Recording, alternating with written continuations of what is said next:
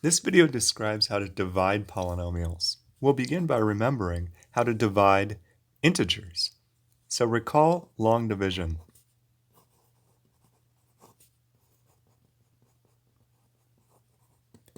So let's say we want to do an example of dividing 310 by 11. The algorithm you may have learned in elementary school is the following. So we take 310 and divide by 11. We look at the number of times 11 can go into 31. So 2 times 11 is 22. 22 is the biggest multiple of 11 that's still less than or equal to 31. So I do 2 times 11 is 22. I subtract 31 minus 22 is 9. So I bring down the 0. Now, how many times does 11 go into 90? Well, 11 times 8 is 88. So 8 times 11 is 88. You subtract, and you're left with 2. 2 is less than 11, so I'm done with this division algorithm, and I could write down that 310 over 11 is equal to 28 plus 2 elevenths. The 2 comes from this 2. Okay, so that was a quick reminder of how to do long division of integers. This same exact algorithm works for polynomials. So I'm just going to do a few examples in this video, and I believe that you'll catch on pretty quick. So this same algorithm will help me divide x to the third plus 1 by x minus 2. So let's see how to do that.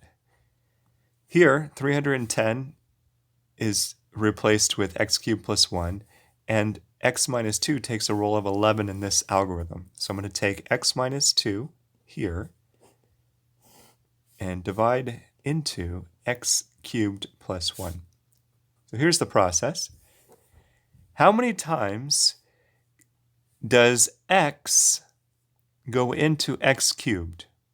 Well, if I multiply x squared times x, I will get x cubed. So I'm going to take x squared and write it here. X squared times this entire term will give me x to the third minus 2x squared. Then I subtract this entire term. I like to put parentheses around this term to help me remind myself that I'm subtracting the entire term, and that way I'll be less likely to make a minus sign error. So I subtract. I get x cubed minus x cubed. Those terms cancel. If they didn't cancel, that would mean that I chose the wrong term to put here. Then I subtract a negative 2x squared, so I'm left with a positive 2x squared, and I bring down the plus 1.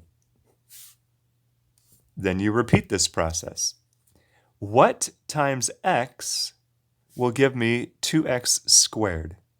Well, I believe I need to put plus 2x here, because then 2x times x gives me 2x squared. So I'm going to take this 2x and multiply the entire term by 2x. So I get 2x squared. Then I believe I'm going to get minus 4x. I subtract this entire line. The leading terms cancel. If they didn't cancel, I need to retry what I put here.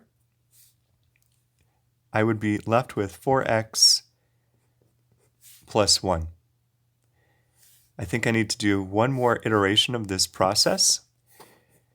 I will put a plus 4 here because 4 times x gives me 4x, and then 4 times negative 2 gives me negative 8. I subtract this entire line, and I get 9. Negative 8 plus 1 is 9. So therefore, I have x to the third plus 1 divided by x minus 2 is equal to this expression, x squared plus 2x plus 4, and I have a remainder of 9, so that will be plus 9 over what I'm dividing by, which is x minus 2. So this is the division process for polynomials. It's the same process as long division of integers, but with x's in there. Let's do one more example to finish this video. How about if I do x to the 6th minus 2x squared plus 1, and I'm going to divide by x to the 3rd, let's do minus x. Okay, so here's my process. I start by writing x cubed minus x here, and I'm dividing into x to the 6th minus 2x squared plus 1. So I need to multiply something times x cubed to get me an x to the 6th. I want the leading term to be canceled out. I think that would be x to the 3rd, because x to the 3rd times x to the 3rd, x to the 6th. And then I will also have a minus x to the 4th term. So I subtract this entire line, and I will get x to the 4th minus 2x squared plus 1. Repeating this process, I have to put a plus x here because x times x cubed is x to the 4th. I subtract x squared. Subtracting this entire line, I will get negative x squared plus 1. At this point, I can be done because I have a degree 3 term here and a degree 2 term here. So there's nothing I want to write down here that will multiply to give me an x squared. The degree of this remainder term is smaller than the degree of what I'm dividing. So at this point, I'm done, and I can write this equality. So x to the 6th minus 2x squared plus 1 over x cubed minus x is x cubed plus x plus my remainder term, so minus x squared plus 1 all over what I'm dividing, x to the 3rd minus x. So that's my answer. You could even simplify this a little bit. Even though I'm done with the division process, I get x to the 3rd plus x, and then I notice that I can write the top. Let me actually factor a minus sign out the top.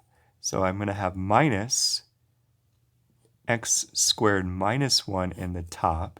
And on the bottom, I can factor out an x to get x times x squared minus 1.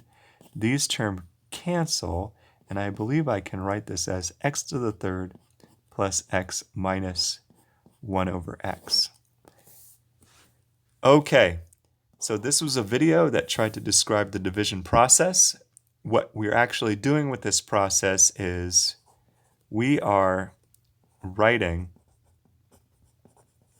a polynomial of the form p of x divided by q of x as a new polynomial of the form a of x plus some remainder term r of x over q of x, where the degree of r of x is less than the degree of q of x. So what I'm trying to say with this last line is the division process will turn your rational polynomial function, so this is a rational function, a polynomial divided by a polynomial, into another polynomial plus a rational function where the degree on top 2 is less than the degree on the bottom 3. Or the degree on top here is degree 0. That's less than a degree 1 polynomial. Okay, wonderful.